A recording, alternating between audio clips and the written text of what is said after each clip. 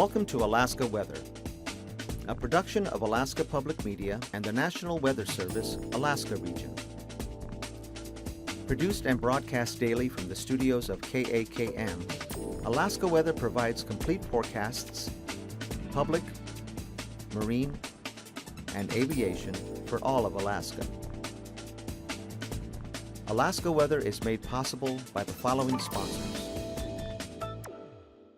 It's never too early to set expectations and goals for your child's education. The UA College Savings Plan provides opportunities that can help you reach your educational savings goals.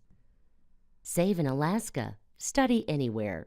There is more information available by calling 1-888, the number 4, and then Alaska.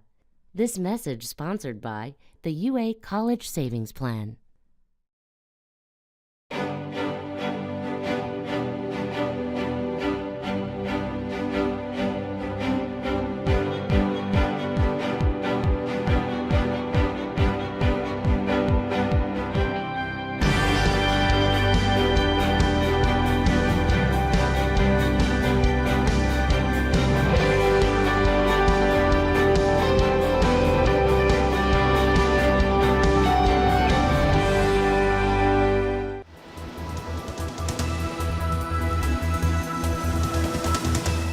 The National Weather Service.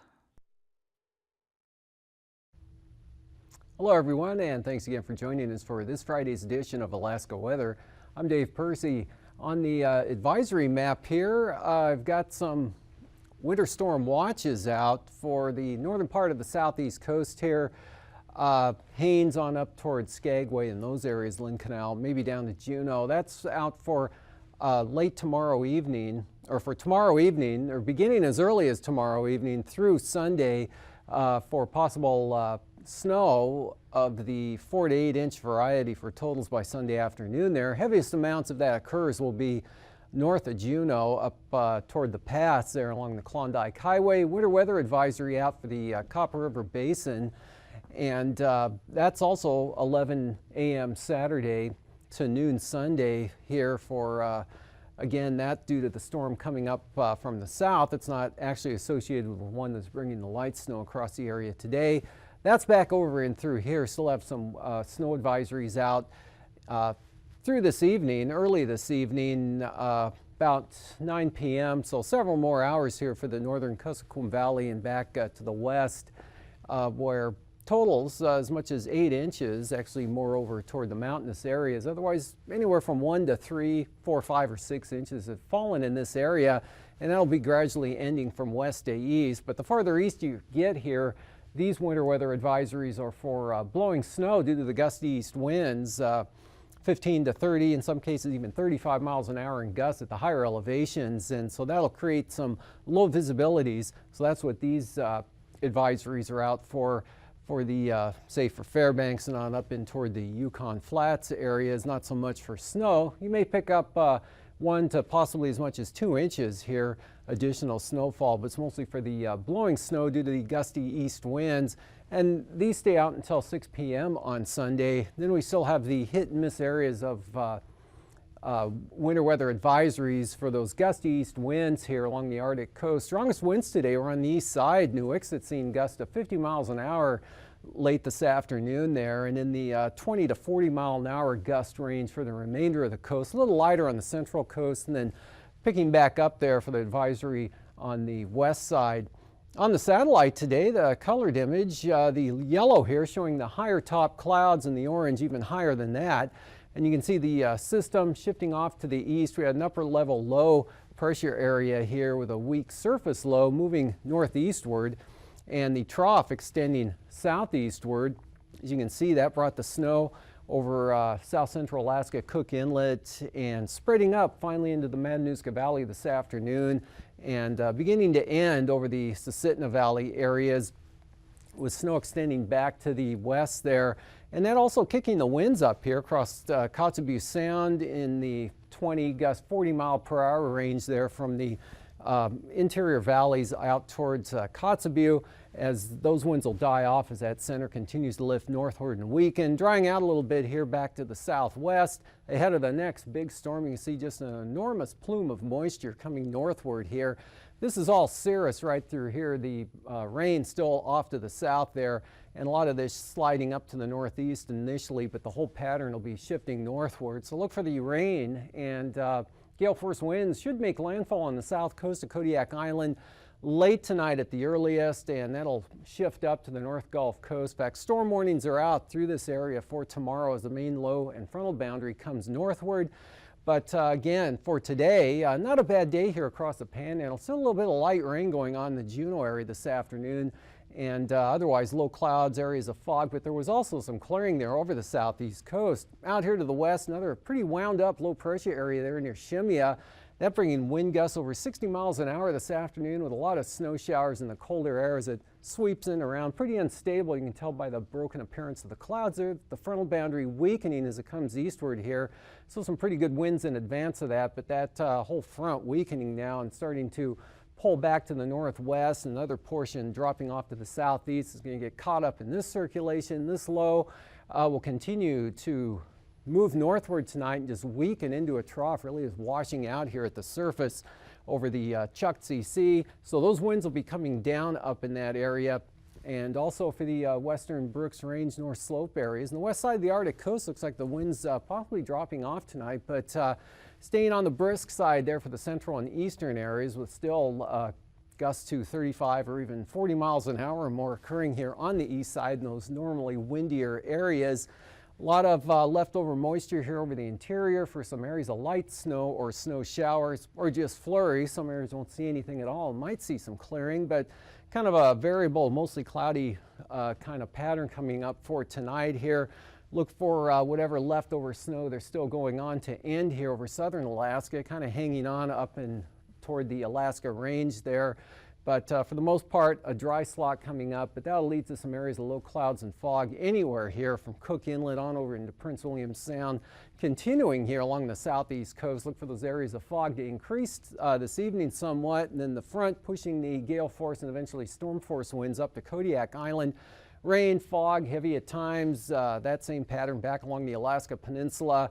May see some rain or rain and snow mix coming up or beginning to show up due to the increasing southeast flow or east-southeast flow along the southern coast of the Seward Peninsula, as well as the northern areas of Bristol Bay. But these amounts will be light. The heavier stuff just arriving at Kodiak later tonight.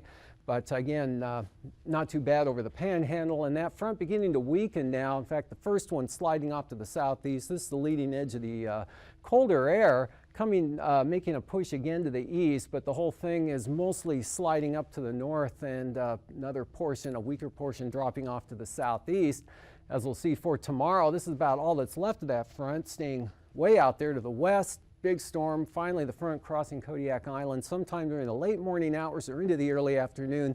And that front should be in roughly this position by 3 or 4 p.m. tomorrow afternoon. The low center still south of the peninsula here, but notice the very tight pressure gradient up into the northern and western Gulf Coast with rain heavy at times threading from Kodiak right up into western Prince William Sound.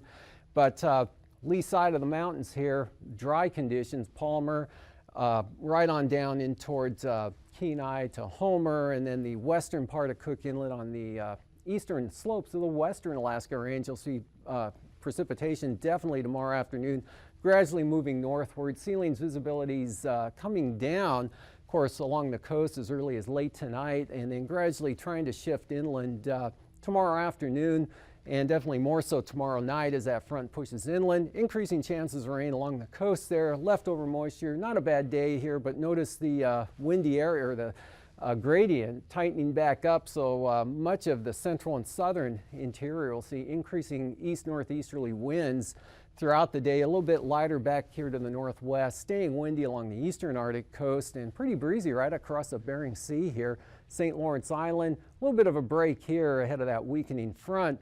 And then we'll see on Sunday that low center continues to track its way northward and make it into the southeast Bering Sea to about this position, with a trough extending eastward. So that could keep some gale force winds going here for the Barren Islands, maybe the western North Gulf Coast, keeping Kodiak wet, but not as much rain as you'll see over the next 12 to 24 hours. Wet up along the North Gulf Coast, and the slow eastward movement of this front is going to lay down quite a bit of rain there from Cordova over into the Yakutat area, some of that getting into the northern panhandle, a lighter amount, and then just about nothing making it into the southern southeast coast. You can see this front pushing north of the Alaska Range now, actually from about Norton Sound on over to just south of Eagle, so some light snow could spread all the way up to maybe the southern slopes of the eastern Brooks Range, but from there north staying dry, and kind of a enhancement of the trough up there could kick those winds back up to a little bit stronger for Sunday afternoon than they'll be tomorrow afternoon. In fact, the whole stretch of the Arctic coast looks pretty windy. Winds increasing over the Chukchi Sea again as this front approaches, and pretty windy with snow and gusty winds, maybe as high as 35 miles an hour occurring along the southern coast of the Seward Peninsula here, Golovin over toward Nome, definitely for Norton Sound. More showery, mild conditions, rain or snow here over the southwest interior. Very warm conditions pushing northward, so we're looking at a mix of precipitation here right up into the interior. Scattered showers to the Aleutians, another weakening front keeping some rain or snow out over the western and central Aleutian areas. Temperatures this afternoon in the 30s to near 40 down at Klawock, but Metlakatla only at 31 degrees. These are all 4 p.m. temperatures. 32 and a quarter mile in dense fog at Petersburg, and some light rain in Juneau. 35 degrees, fair and near freezing there at Yakutat, and a few snow showers still around the Cordova area. 25 Valdez, 30 degrees in Kenai, 28 up at Palmer with snow, 38 down in Homer, 29 Talkeetna, 9 degrees here both at May Creek and Gulkana, 15 Delta Junction and Fairbanks, with 15 below the cold spot over at Eagle this afternoon, 12 above there at Huslia, 10 at Anatuvik, minus 13 up at Umiat, and kind of a range in the temperatures here from a little above zero to a little below zero along the Arctic coast. Teens to lower 20s over the northwest, and upper 20s to lower 30s across Norton Sound. McGrath 25 degrees, and Sleep Mute and Sparravon both at 32.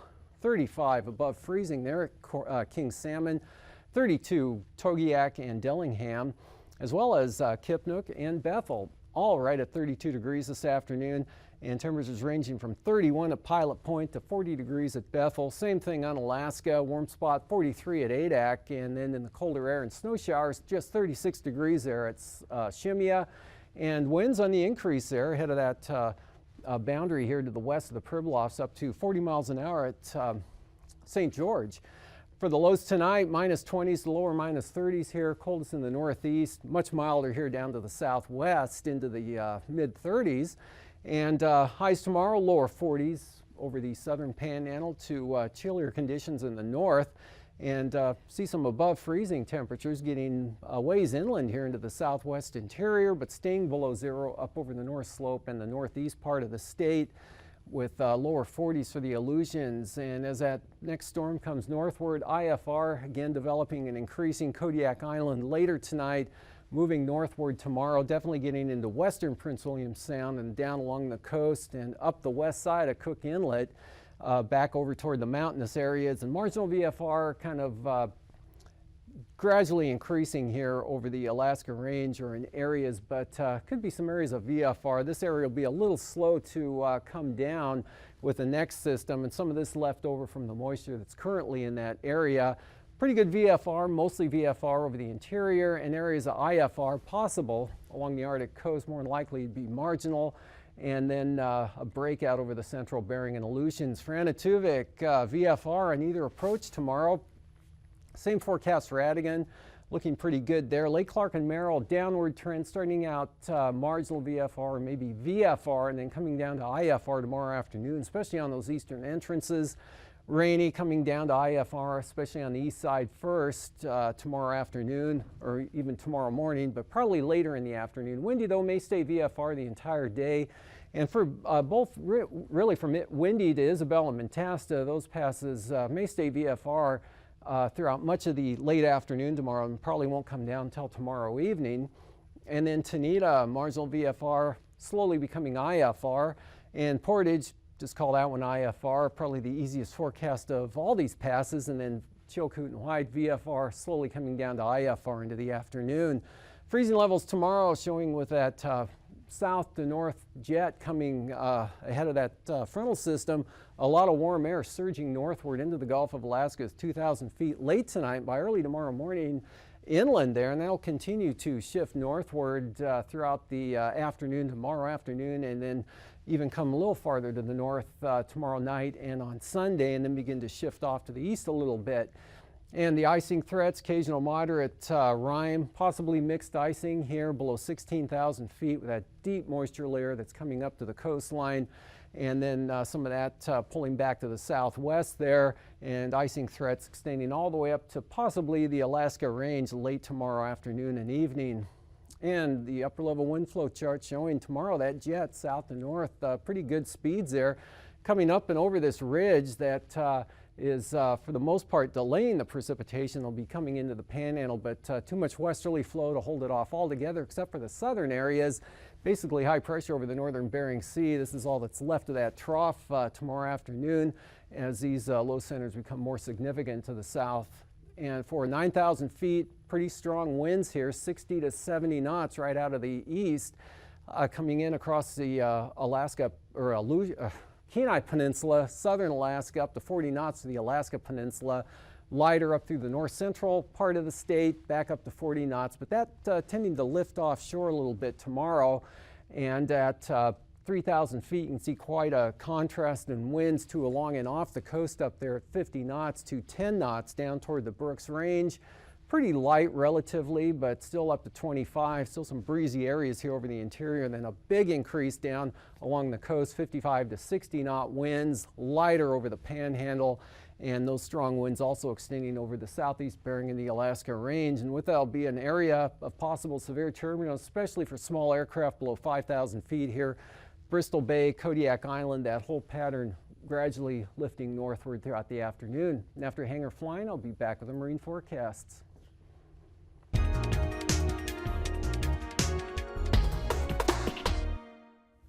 Good evening, I'm Harry Keeling. On behalf of the Alaskan Aviation Safety Foundation and Alaska Public Media, welcome to Hangar Flying.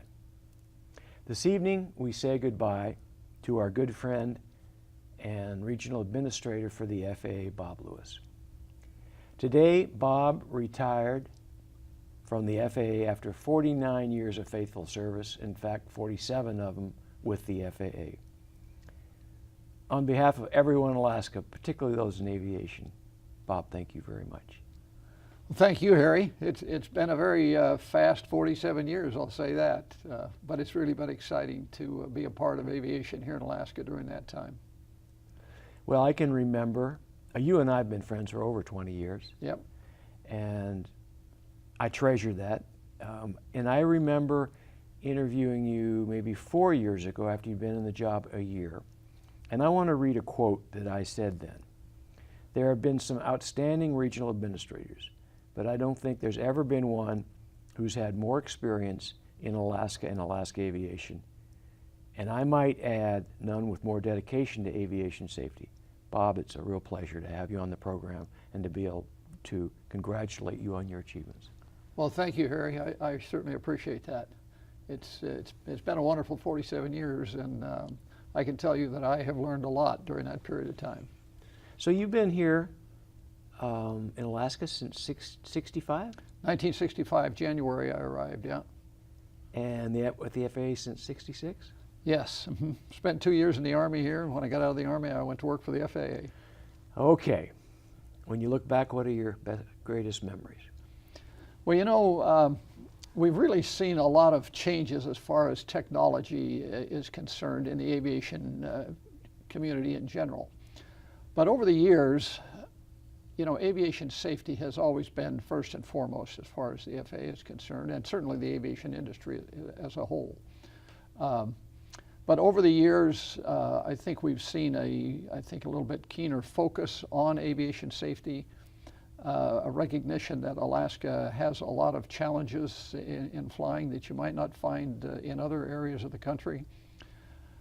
And I think the thing that has given me some satisfaction has been the fact that we have been able to incorporate certain types of technology that have helped to bring down the number of accidents that we experience every year. Back in the 90s, we were looking at an accident every other day. I mean, that's 180 accidents a year. That's way too many. This last year, we had the fiscal year ending September 30th, we had 92 accidents. So that's a significant reduction. Unfortunately, we had 33 fatalities during that period of time, which is certainly tragic. But as the numbers of accidents come down, we're hopeful that the number of fatalities are going to continue to come down as well, and we just have to see that happen.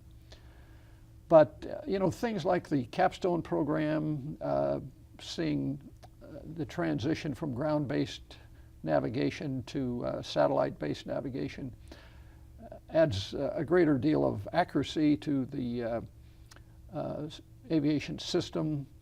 Being able to get better weather information, I think that's an area that we've got to continue to work at, because weather does have a significant impact and is quite frequently cited as a contributing factor, at least to many of the accidents that do occur here in the state.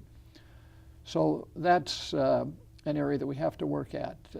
Weather cameras, I'm very proud of the work that's been done in that area, and in fact, everywhere I've been, it seems like the topic of weather cameras will come up, and to the person, they say weather cameras is the best thing the FAA has ever done in Alaska. And there's just a lot of people that use those weather cameras, and I think it's probably saved a lot of accidents, or even some lives probably. So What those about kinds of things. your biggest challenges over the years? The biggest challenges, I think, and certainly there's been a lot of challenges, but we've gone through any number of organizational changes, and the one thing I would say is that we have some wonderful people, both within the FAA and within the aviation industry, that work together well. And even though we've had organizational changes that have created some upheaval within the organization, those people work together well and have overcome whatever obstacles the organizational changes may have brought about. But the challenge of having sufficient resources to do the work that needs to be done, to install additional nav aids, additional weather systems, that type of thing, we just have not been successful in getting the amount of money that we really need to enhance the system that we have today. And I think that's an area that we have to continue to work at. I know our congressional delegation has done a lot to help us in that area, and we're going to continue to need their help in the years ahead. Bob, I'm going to stop you there, but I'm going to ask you to come back. Well, you're already retired, but come back Monday, and I think you might give you an opportunity to say what you'd like to say to your colleagues in the FAA and to the aviation community in Alaska. So until Monday, you okay with Monday? Absolutely. You're not going to be in Hawaii or anything, are you? No, I'll be here. Okay, we'll get you back on the show and wrap up the interview. Ladies and gentlemen, I hope you enjoyed tonight's program. Please join us again on Monday, when we'll again thank Bob Lewis for his many, many years of service.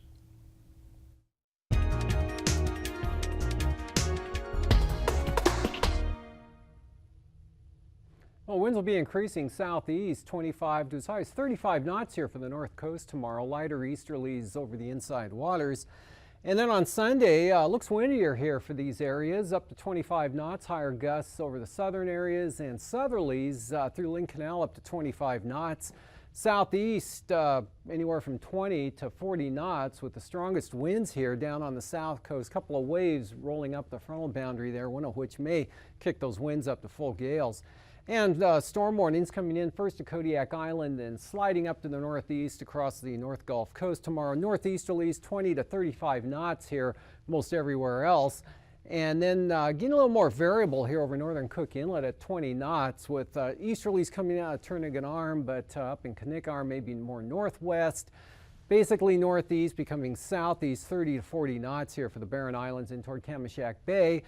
Small craft advisories elsewhere for Bristol Bay, gale force winds tomorrow, easterlies 35 knots, higher gusts for sure, and lighter though with that front coming north of the peninsula. These winds will be coming down to 20 to 30 knots, even 15 knots there on the south side. For Sunday, southwesterlies 25 to 30 knots, small craft advisories in all of these zones likely. Seas anywhere from 9 to 13 feet. For the Aleutians, light winds out here over the western central areas, northerlies 25 to 30, mostly across the Fox Islands. And then for Sunday, gales come back into the far western Aleutians out of the east, and 20 knot winds now, lighter conditions pushing into the eastern Aleutians and Fox Islands with some small craft advisories here, mostly south of Atka over to about Adak. Up in the Bering Sea, northeasterlies 20 to 30 knots, strongest south of Nunivak Island and down across the Pribilofs, northeast 20 to 25 over the northern Bering and St. Lawrence Island. For Sunday, gale force winds here coming back into the picture for the northern or for the St. Lawrence Island areas, small craft advisories with the windiest conditions over towards St. Matthew Island, with that low center pulling just to the east of the Pribilofs northwest, 10 to 20 knots. Pretty light winds here for the Kuskokwim Bay area, Cape Newenham right up in toward Macoriac. And up along the Arctic coast, still holding on to some gales at times tomorrow, far eastern areas, and the windiest conditions over to about the central Arctic coast, coming down to 15 knots for the Chukchi Sea. Back up again to 20, maybe even 25 knots, 30 knots for the Cape Lisburne, Point Hope, this stretch of the marine zones. And then looking at those winds, back up as high as 40 knots again on the eastern coast. For tonight, just some variable clouds and flurries left over to this next storm center, bringing gales and heavy rain back into Kodiak Island, the Alaska Peninsula. Moving north and northeast, the chance of rain along the southeast coast tomorrow. Fair but increasing winds, most areas here over mainland Alaska, with that front then pushing northward with a lot of mild air coming with it. The heaviest rain, but lighter along the North Gulf Coast. Have a great weekend. These forecasts are to be used for planning purposes only. Call 1-800-WX-BRIEF for a formal pre-flight briefing. Always file a flight plan before you go flying. The U.S. Coast Guard Auxiliary urges you to leave a float plan with a friend or the harbor master before you go boating. Alaska Weather is made possible by the following sponsors.